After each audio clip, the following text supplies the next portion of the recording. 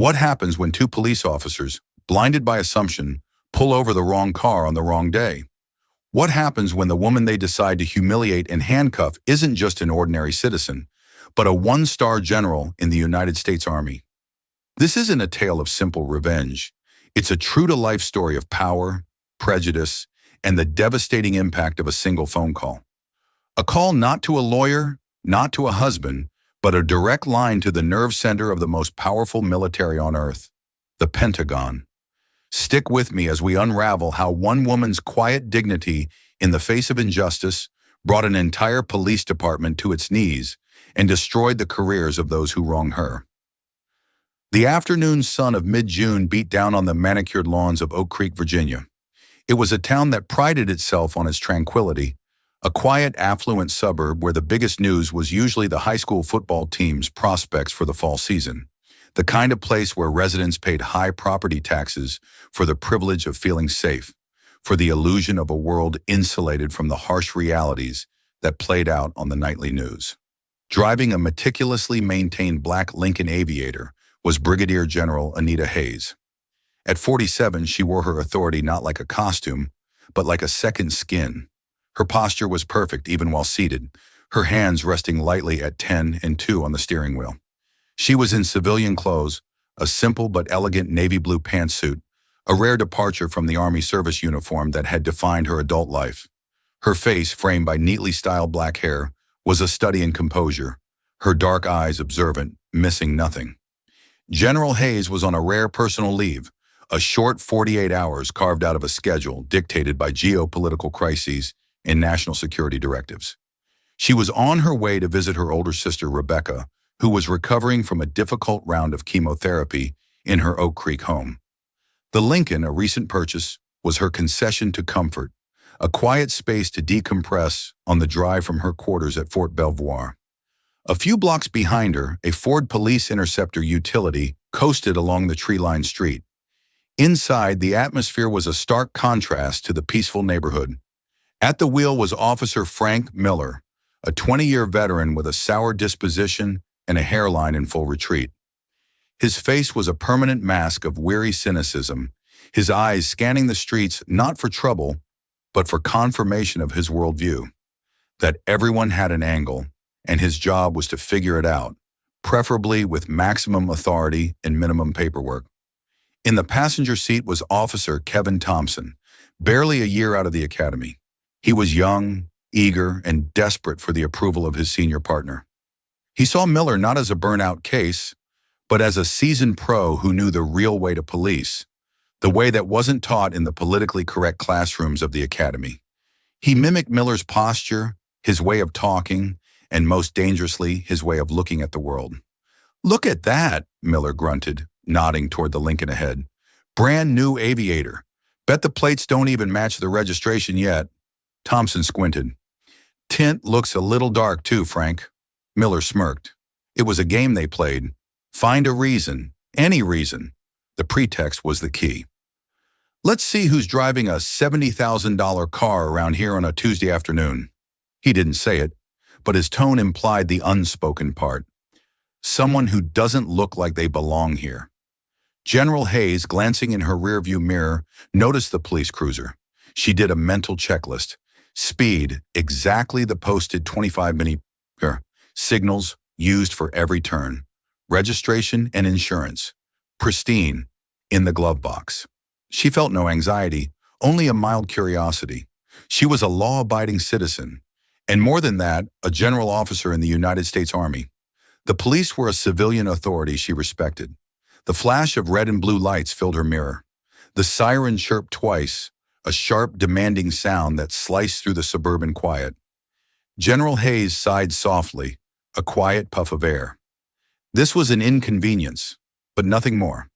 She signaled, pulled over to the curb, and placed the car in park. She rolled down her window, turned off the engine, and placed her hands on the steering wheel, just as she'd seen advised in countless videos. She was trained to de-escalate conflicts on a global scale. A simple traffic stop in Oak Creek, Virginia, was hardly a challenge. The two officers exited their vehicle. Miller approached the driver's side, his hand resting casually on his holstered weapon. Thompson mirrored him on the passenger side, his youthful face set in a practiced scowl. The stillness of Oak Creek was about to be broken. The chain of events that would follow would not only shatter the careers of these two officers, but would send a shockwave through the town's entire power structure, reaching all the way to the highest echelons of national defense. A reckoning was coming, and it had just been initiated by a routine traffic stop. Officer Miller tapped on the driver's side window frame with his knuckle, a gesture of impatient authority. "Afternoon, ma'am. You know why I pulled you over?" General Anita Hayes looked at him, her expression neutral. Her eyes, trained to assess threats and command respect, met his. "No, officer, I do not. You made an incomplete stop at the sign back on Maple Avenue," Miller said, the lie rolling off his tongue with practiced ease. It was the oldest trick in the book, impossible to disprove. "License and registration." "Of course," Hayes replied. She maintained her calm, professional demeanor. "Officer, my registration and insurance card are in the glove compartment. My wallet is in my purse on the passenger seat. I am going to reach for them now, slowly." She narrated her every move, a habit born from years of precision and a clear understanding of protocol. Miller just grunted, his eyes flicking from her face to the luxurious interior of the car. His gaze lingered on her expensive-looking watch and the tailored fit of her pantsuit. The gears of prejudice were turning. "Take your time," he said, his voice dripping with a sarcasm that was not lost on the general. As Hayes retrieved her documents, Officer Thompson, from the passenger side, shone his flashlight into the back of the vehicle, despite the bright afternoon sun. It was a pure intimidation tactic. "Anything in the car I should know about, ma'am?" Thompson called out, his voice an octave higher than Miller's, trying to sound imposing. "No, officer," Hayes said, her voice remaining level as she handed her license and registration to Miller. Miller took the documents. He glanced at the driver's license. Anita Hayes. Then at the registration. Everything was in perfect order. The vehicle was registered to her name at an address in Fort Belvoir. This should have been the end of it. A warning, perhaps a fake ticket to meet a quota, and they'd be on their way. But Miller wasn't satisfied. A black woman? In a car like this? In this neighborhood? It didn't fit his narrow view of the world. The Fort Belvoir address pricked at his ego. He saw it not as a sign of a distinguished career, but as a potential red flag. "Fort Belvoir," he said aloud, tapping the registration. "You military?" "Yes, officer," Hayes said simply. She saw no need to elaborate. Her rank was not a shield she deployed for traffic stops. Miller's lip curled into a slight sneer. "What are you? A supply sergeant? A cook?" The condescension was palpable. For the first time, a flicker of cold anger sparked in General Hayes's chest, but she kept it banked, hidden behind a wall of discipline forged over 30 years of service. To react would be to lose control, and she never lost control. "I'm an officer in the United States Army," she stated, her tone firm but still respectful. "An officer," Miller mocked, sharing a look with Thompson. "All right, officer. We've had a report of a vehicle matching this description involved in a series of residential burglaries in the area. I'm going to have to ask you to step out of the car." This was a dangerous, calculated escalation. There was no such report. It was a fabrication, a pretext to assert dominance. General Hayes's internal alarm, the one honed on battlefields and intense diplomatic meetings, went from yellow to orange. "Officer, with all due respect, your reason for stopping me was an incomplete stop sign. Now you're mentioning burglaries. Am I being detained or am I free to go?" The legal precision of her question infuriated Miller. He wasn't used to being challenged. "You're being detained for questioning," he snapped. "Now step out of the vehicle, slowly." Recognizing that arguing would only make the situation worse, General Hayes complied. She exited the Lincoln, her movements deliberate and graceful. She stood tall, her 5'9" frame radiating an aura of command that seemed to utterly elude the two officers. "Turn around. Put your hands behind your back," Miller ordered. A line had been crossed. This was no longer a traffic stop. This was a deliberate act of humiliation. "Officer, for what reason am I being placed in restraints?" she asked, her voice now edged with steel. "You have no probable cause. Failure to comply and resisting arrest will be added to the charges." Miller said, his voice rising. He was losing control of the encounter, and he knew it. He grabbed her arm. Instinctively, General Hayes's body tensed. She didn't pull away, but the muscle memory from decades of combat training made her as solid as a rock. Miller interpreted this as resistance. "That's it," he yelled. "She's resisting." Thompson, a shot of adrenaline coursing through him, moved in to help. Together, the two men wrenched General Hayes' arms behind her back. The maneuver was clumsy, unnecessarily violent. Hayes did not fight back. She allowed them to manhandle her, her mind already shifting from the tactical to the strategic. She was documenting every word, every action, every procedural violation. The cold, metallic click of the handcuffs locking around her wrists echoed in the quiet street. The polished steel bit into her skin. Neighbors, drawn by the commotion, began to peek through their windows. A man walking his dog paused on the sidewalk, his phone raised. Officer Frank Miller, feeling he had finally regained control, pushed her toward the back of the patrol car. "You have the right to remain silent," he began, spouting the Miranda warning with a smug, triumphant tone. Brigadier General Anita Hayes sat in the back of the police cruiser, the cheap plastic of the seat digging into her back. She looked through the window at her car, parked elegantly by the curb. She saw the faces of the curious onlookers. She felt the tight grip of the cuffs. She was being treated like a common criminal in the very country she had sworn an oath to defend with her life. The anger was now a frozen, crystalline thing in her chest. Miller and Thompson thought they had won. They thought they had put a woman they deemed out of place in her place. They had no idea they had just handcuffed the United States Army. They had no idea what was coming for them. The inside of the patrol car smelled of stale coffee and cheap air freshener. Officer Miller got back in the driver's seat, a satisfied smirk on his face. He looked at General Hayes in the rearview mirror. "Not so high and mighty now, are we?" he muttered, loud enough for her to hear. Thompson slid into the passenger seat, flushed with excitement. "She was tougher than she looked, Frank." "They always are," Miller replied, starting the engine.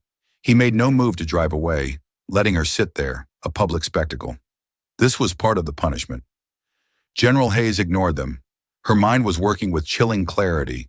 She was processing the series of events, identifying multiple violations. The pretextual stop, the illegal expansion of the investigation, the false claim of resistance, and the arrest without probable cause. This wasn't just unprofessional, it was illegal, and it was an affront to everything she represented. After a few minutes of stewing in their perceived victory, Miller turned around. "You get one phone call when we get to the station. Better make it count. Call your lawyer, or your boyfriend, whatever." General Hayes looked at him, her gaze so direct and powerful that Miller momentarily felt a pang of unease. "I'd like to make my call now," she said. Her voice was calm, devoid of pleading or anger. It was a simple statement of fact. Miller scoffed. "That's not how it works. You wait till you're booked." "The law states I am entitled to a call at the earliest possible opportunity following my arrest," she countered, her knowledge of the Uniform Code of Military Justice bleeding into civil law. "Refusing my right to counsel, or in this case my right to a call, is a further violation of my civil liberties. I would advise you to comply, officer." The precision of her language, the sheer confidence in her tone, finally planted a seed of doubt in Thompson's mind. He glanced at Miller. "Frank, maybe we should just let her make the call?" Miller, annoyed at being questioned, grunted. "Fine, whatever. Don't want to listen to you whine all the way to the station. You got a number?" "Yes," she said. "I'll need you to dial it for me. It's a Washington, D.C. area code." She recited the 10-digit number from memory.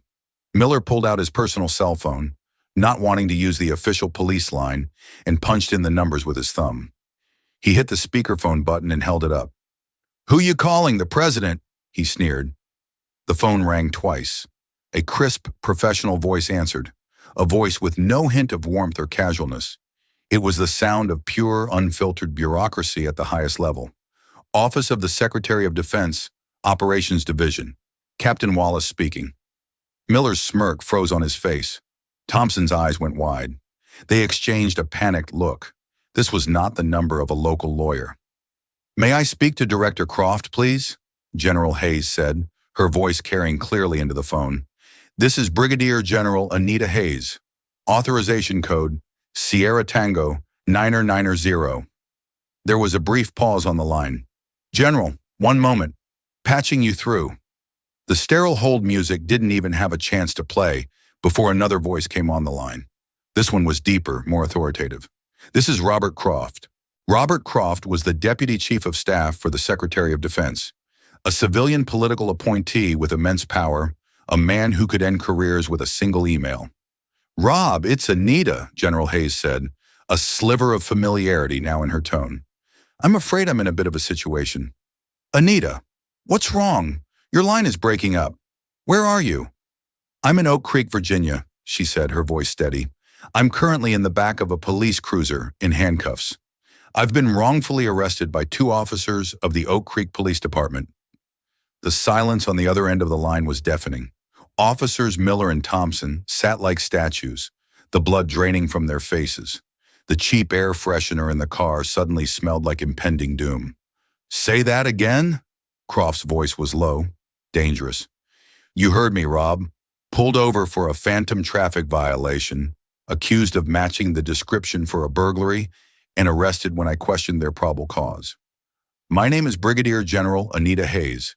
My service number is 6275309. I am being detained by Officer Frank Miller, badge number 7114, and Officer Kevin Thompson, badge number 822. I am requesting immediate legal intervention from JAG and formal notification of this incident to the chairman's office. Each word was a hammer blow. She wasn't just calling for a lawyer. She was initiating a protocol. She was activating a system that the 2 small-town cops couldn't possibly comprehend.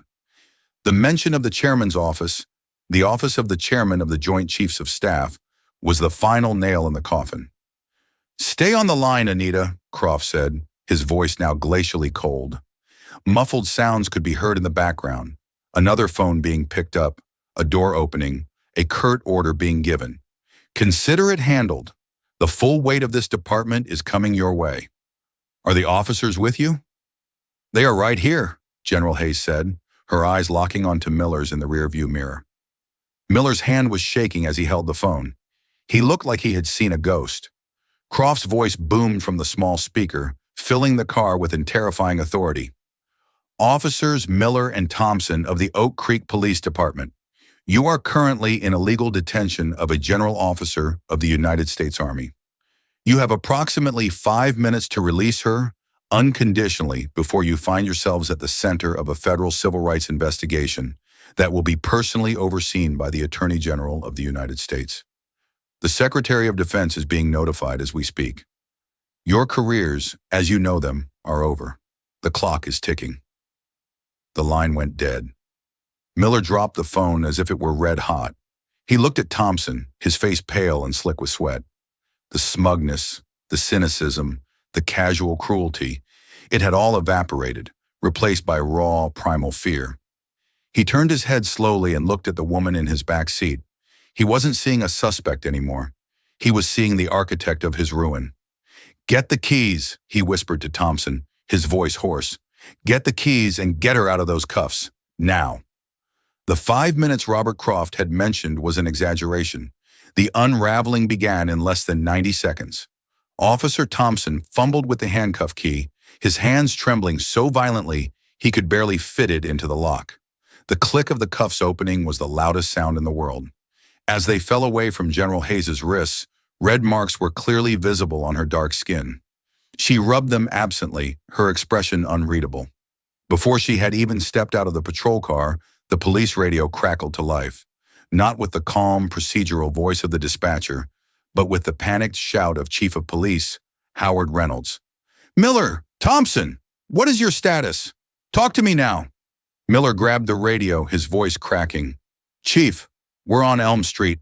We made a traffic stop. I know where you are, Reynolds roared over the radio, a level of fury no one in the department had ever heard from him. I just got off the phone with the governor's office. Who did they get their call from?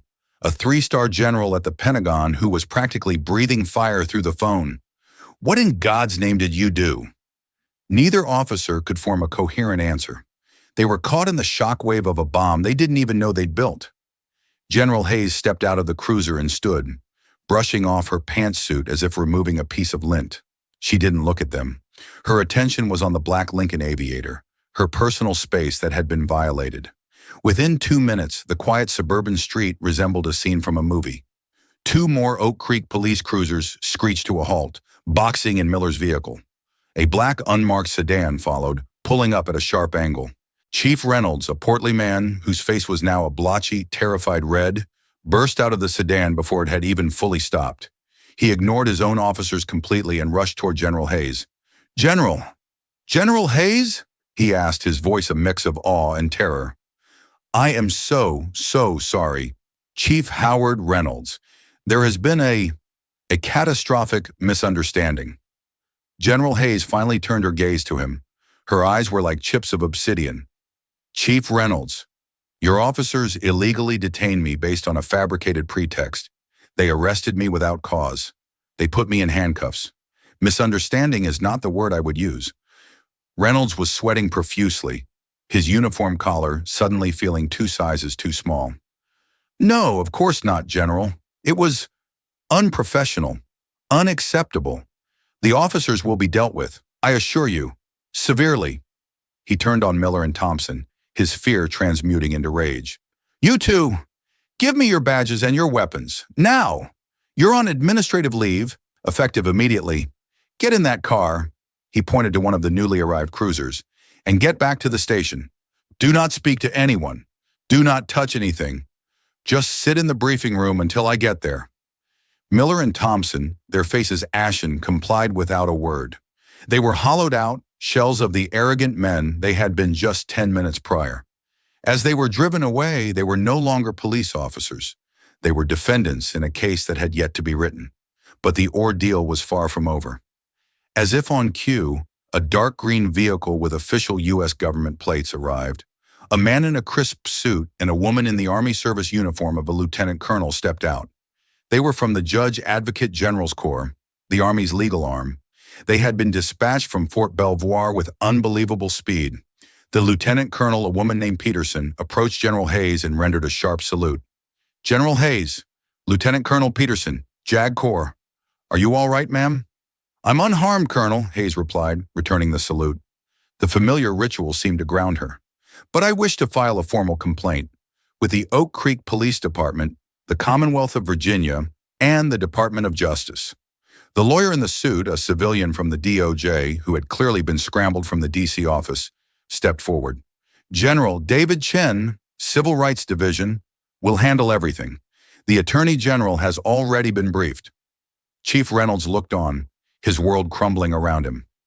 The JAG Corps and the DOJ were here, on his street, in his town. This was no longer a local issue. This was a federal incident. He saw his career, his pension, his reputation, all circling a drain. General Hayes simply nodded. "Good. I need to go see my sister." She walked to her Lincoln, got in, and started the engine.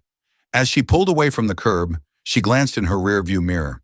The street was now a chaotic tableau of flashing lights, frantic officials, and the 2 disgraced officers being driven away. She had not raised her voice. She had not resisted. She had simply made a phone call. She had followed protocol. And the system she was a part of, a system built on order, discipline, and overwhelming force, had responded in kind. The immediate aftermath was over, but the real consequences, the slow, grinding, and merciless wheels of institutional justice, had only just begun to turn. The administrative leave for officers Miller and Thompson was merely the first pebble in an avalanche. What they thought would be a slap on the wrist and a few weeks of paid vacation while things blew over quickly turned into a full-scale forensic examination of their entire careers, and by extension, the entire Oak Creek Police Department. David Chen from the Department of Justice was not a man given to bluster or theatrics. He was a quiet, meticulous lawyer who believed that justice was found not in shouting matches, but in stacks of paper. He and his team descended on the Oak Creek PD with federal subpoenas that gave them access to everything. Personnel files, internal affairs records, dash cam footage, body cam data, and years of complaint histories. Chief Reynolds, trying to save his own skin, adopted a policy of full, fawning cooperation. "Anything you need, Mr. Chen. We are an open book," he'd say, forcing a smile. But he knew with a sickness in his gut what was hidden within that book. The first major break came from the body cam footage. Both Miller and Thompson had activated their cameras, as per policy. The video and audio corroborated General Hayes' account perfectly. It captured Miller's lie about the incomplete stop. It captured his sneering, condescending questions about her being a cook or a supply sergeant. It captured the moment he fabricated the story about a burglary suspect. And most damningly, it captured General Hayes' calm, legally precise questions, followed by Miller's angry escalation and the unjustified arrest. The audio of the phone call to the Pentagon was the centerpiece, a stunning recording of two careers imploding in real time. But Chen's team didn't stop there. They weren't just investigating one incident. They were looking for a pattern and practice. They began pulling every traffic stop Miller and Thompson had made in the last 3 years. The data was stark. Over 80% of their discretionary stops, those for minor judgment call infractions like incomplete stops or weaving within a lane, involved minority drivers. Over 95% of the escalations from these stops, where drivers were asked to exit their vehicle, involved black men and women. Then they found the files, the informal complaints. These were complaints made by citizens that never rose to the level of a full internal affairs investigation.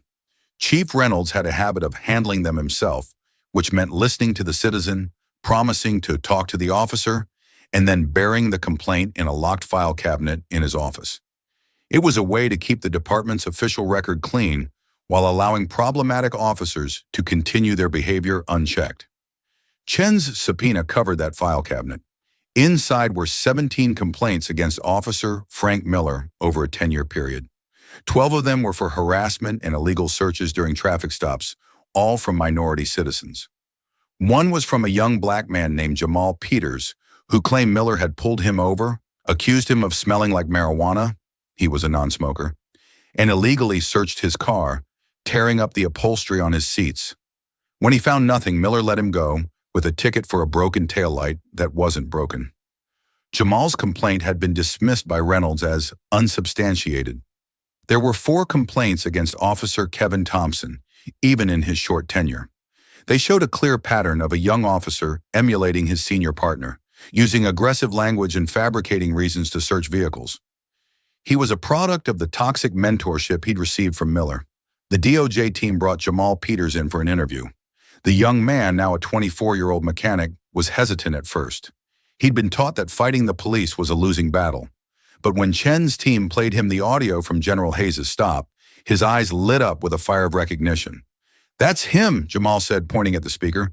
"That's the same voice, the same way he talked to me. Like I was dirt, like I couldn't possibly belong." Jamal's testimony and that of several other victims unearthed from the buried files became the cornerstone of the DOJ's case. It transformed the incident with General Hayes from a one-off mistake into the predictable outcome of a systemic problem. It was no longer about 2 bad cops. It was about a sick department led by a chief who actively enabled and concealed their misconduct. The media, which had initially reported the story as a brief, bizarre local news item, was now in a full-blown frenzy. National news outlets sent reporters to Oak Creek. The narrative shifted. It wasn't cops mistakenly arrest Army general.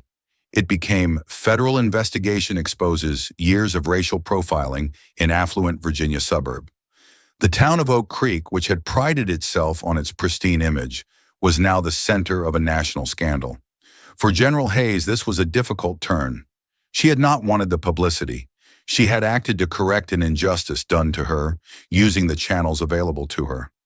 But now, seeing the pattern of abuse that Chen's investigation had uncovered, she realized her incident was not just about her.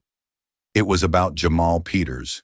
It was about the dozens of others who had been harassed and humiliated, but lacked a direct line to the Pentagon. She agreed to give a single formal statement to the DOJ to be released to the press. In it, she was concise and powerful. "I was one of many," the statement read. "The only difference between my experience and theirs is my rank. A citizen's rights should not be dependent on their title or their connections.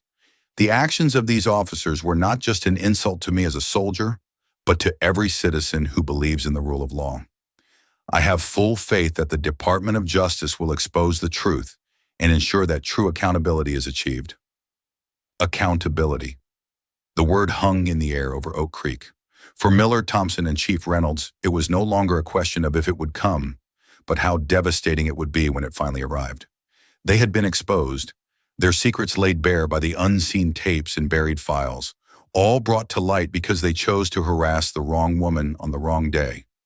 The wheels of justice, once they began to grind in earnest, were both merciless and methodical. The careers of Frank Miller and Kevin Thompson were not just destroyed, they were systematically dismantled, leaving nothing but dust and dead in their wake. The hard karma the universe owed them arrived in a series of devastating, life-altering blows. Miller was the first to fall, and he fell the hardest. The Oak Creek Police Department, under immense pressure from the DOJ and the town council, fired him not for the arrest of General Hayes, but for a pattern of gross misconduct and violation of civil rights, citing the 17 previously buried complaints. By firing him for cause, they were able to strip him of his 20-year pension. The nest egg he had been counting on for his retirement vanished overnight. His union fought the termination, but the evidence, especially the body cam footage and the damning testimony from past victims, was insurmountable. The union quietly dropped his case, unwilling to spend political capital on an officer who had become a national symbol of police corruption. Legally, he was charged by the state with filing a false police report and unlawful imprisonment. He pleaded guilty to lesser charges to avoid jail time, but he was now a convicted misdemeanant, making him ineligible to carry a firearm. His law enforcement career was unequivocally over. No department in the country would hire him. The financial ruin was swift. Unable to find work that paid even a fraction of his police salary, he was forced to sell his house. His wife, who had stood by his cynical worldview for years, could not stand by the public humiliation and financial collapse. She left him. Miller, once the arrogant arbiter of law on the streets of Oak Creek, found himself working as a night watchman at a self-storage facility, living in a cheap apartment, his days filled with bitterness and his nights with the ghosts of his own making. The final indignity came when Jamal Peters, represented pro bono by a civil rights group, filed a civil suit against him. Miller, with no assets left, was forced to declare bankruptcy. He had lost everything: his job, his pension, his home, his family, and his name. Thompson's fate was more tragic, a lesson in the poison of hero worship. As a probationary officer, he was fired summarily. The department and the union offered him no protection. The DOJ investigation painted him as a willing accomplice, a student who had eagerly learned the worst lessons from his teacher. He was blacklisted from law enforcement. Every application he submitted was rejected the moment his name was run through the national database. His dream of being a cop, the only thing he had ever wanted to do, was dead. Unlike Miller, Thompson was racked with guilt. He had to face his family, who had been so proud when he joined the force, and explain that he had thrown it all away by participating in the harassment of a national hero. He gave a deposition to the DOJ, admitting everything: that he knew Miller's stop was pretextual, that he knew they had no reason to ask General Hayes to exit the car, and that he had gone along with it to impress his senior partner. He spiraled into a deep depression. He ended up leaving Virginia altogether, moving to a different state to escape the notoriety of his name. He found work in construction, his days spent in hard physical labor that gave him too much time to think about the moment he stood by and did nothing, the moment he chose the path of a bully over the path of an officer. His karma was not a loss of assets, but a lifetime of regret, the crushing knowledge that he had a chance to be good, and he chose to be weak. Chief Reynolds thought his cooperation would save him. He was wrong. The DOJ's final report on the Oak Creek Police Department was a scathing indictment of his leadership. It detailed his years-long practice of bearing complaints, his failure to discipline problem officers, and his cultivation of a culture that shielded misconduct from public view. He wasn't just a bystander. He was the architect of the system that made the Miller and Thompson incident inevitable. The Oak Creek Town Council, facing lawsuits and national disgrace, demanded his resignation. When he refused, they fired him. Like Miller, he was denied his severance package due to being terminated for cause. The informal complaint system he had created to protect his officers ended up being the evidence used to end his career. He retired in disgrace, his name forever linked to the scandal. His legacy was not one of a respected law enforcement leader, but of a man who prioritized a clean image over actual justice. The town of Oak Creek was forced to enter into a federal consent decree, a multi-year, multi-million-dollar agreement to have the DOJ oversee reforms and retraining of their entire police force. The department Reynolds had built had to be torn down to its foundations and rebuilt from scratch. The harvest had been reaped. For each man, the consequences were perfectly tailored to their sins. Miller, the cynical veteran, lost the financial security he valued. Thompson, the impressionable rookie, lost the dream he cherished. And Reynolds, the political chief, lost the reputation he had so carefully and corruptly curated. Their lives were destroyed not by a single phone call, but by the weight of their own choices, brought crashing down upon them by a woman who refused to be just another statistic. 1 year to the day after the arrest, a different kind of traffic stop took place on Elm Street in Oak Creek, Virginia. A young officer, Maria Rodriguez, approached a late-model sedan with a busted taillight. Her body camera was on, her demeanor was composed, and her voice was a model of professional courtesy. "Good afternoon, sir," she began. "Officer Rodriguez, Oak Creek PD. I've pulled you over because your rear passenger side taillight is out. I just wanted to make you aware of it for your safety." The driver, a nervous young black man, produced his documents. She ran them, found no issues, and returned them with a written warning and a friendly recommendation for a local auto shop. "Get it fixed as soon as you can. Have a safe day." The entire interaction lasted less than 4 minutes. It was professional, uneventful, and utterly unremarkable. And in the new Oak Creek, that was a victory. The department was in the second year of its federal consent decree. Every officer had undergone hundreds of hours of new training. Officer Rodriguez had been hired by the new chief, a woman brought in from a larger, more diverse metropolitan area, specifically to gut the old culture and build a new one. The Miller-Thompson incident, as it was now known in the town's hushed lore, had become a cautionary tale whispered to every new recruit, a ghost story of how arrogance and prejudice could lead to absolute ruin. The town's pristine image was gone, replaced by the far more difficult, but ultimately more valuable, work of earning a reputation for fairness. Miles away in the hallowed grounds of the United States Military Academy at West Point, Major General Anita Hayes stood looking out a window at the iconic expanse of the plain. The promotion had come through 6 months ago, a recognition of her decades of flawless service. The single star on her shoulder had been replaced by 2. With the new rank came new responsibilities, including more public-facing duties like this one, delivering the keynote address at the graduation ceremony for the Academy's new second lieutenants. She adjusted the cuff of her immaculate Army service uniform. For months after the incident, she had resisted the spotlight. She declined interviews, ignored requests for book deals, and did her best to return to her duties. But the story had taken on a life of its own, becoming a symbol of a very specific kind of justice. She realized her silence was a luxury she could no longer afford. Her sister Rebecca, now in remission and with her strength returning, had been the one to convince her. "Anita," she'd said during one of their weekly calls, "you spent 30 years learning to command armies and advise presidents. You learned how to project strength without saying a word. Don't you think that's a lesson a lot of people need to learn right now? You didn't ask for this platform, but it's yours. Use it." So she did. She began accepting select speaking engagements, not to recount the tawdry details of her arrest, but to speak on the broader principles it had laid bare.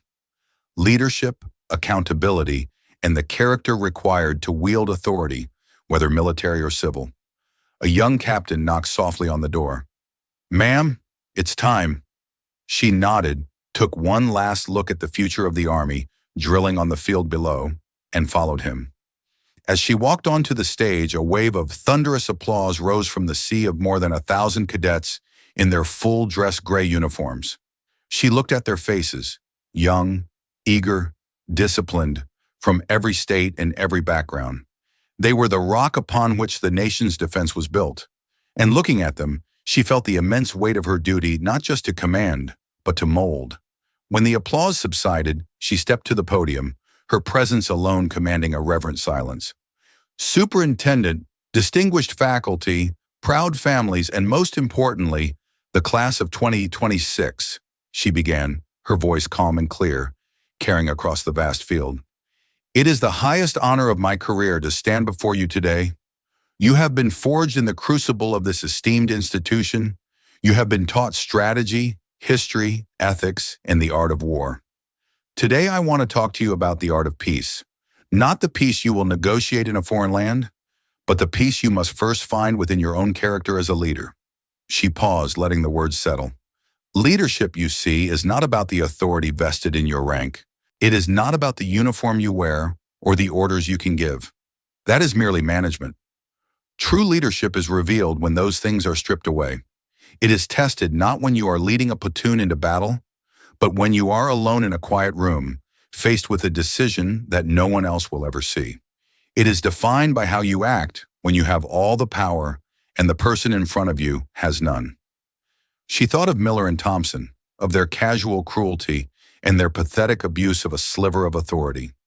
They were managers of their own little fiefdom, not leaders. The uniform you wear, she continued, her gaze sweeping across the cadets, is more than cloth and thread. It is a symbol of a sacred trust between the American people and the defenders of their Constitution. They trust that you will be disciplined, that you will be honorable, and that you will be just. That trust is fragile. It takes a lifetime to build and only a moment of arrogance to shatter. Every single action you take from this day forward will either strengthen that trust or erode it. There is no middle ground. Her mind drifted to Jamal Peters. After the DOJ investigation had concluded, she had worked through David Chen to establish an anonymous educational grant for victims of police misconduct in Oak Creek. Chen had told her that Jamal was the first recipient, using the funds to get a certification in advanced auto diagnostics. He was now the head mechanic at a large dealership. Chen had forwarded her a letter from the young man. To the anonymous donor, it read, "You didn't just give me money for school. You gave me back a piece of my faith that the world can be fair. You showed me that for every person who tries to tear you down, there's someone else willing to help build you up. Thank you." That letter meant more to her than any medal. It was a tangible piece of evidence that the ripple from that ugly incident could in fact be turned into a positive wave. "You will be sent to every corner of this world," she told the cadets, her voice rising with passion. "And you will be asked to make impossible decisions in chaotic situations. But I will tell you this, the most dangerous enemy you will ever face is not on the other side of a battlefield. It is the enemy within.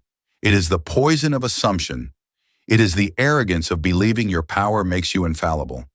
It is the quiet voice that tells you to take a shortcut on the path of integrity because you think no one is watching.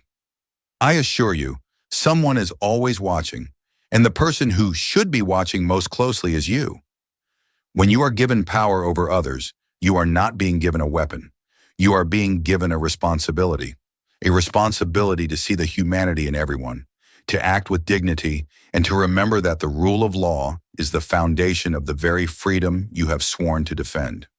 When you violate that law in the name of enforcing it, you become the very thing you are fighting against. You create a crack in the foundation, and enough cracks will bring the entire house down. She concluded her speech not with a flourish, but with a simple, direct charge. So go forth from this place and be leaders. Be the rock of integrity in your units. Be the quiet professional whose character speaks louder than their commands.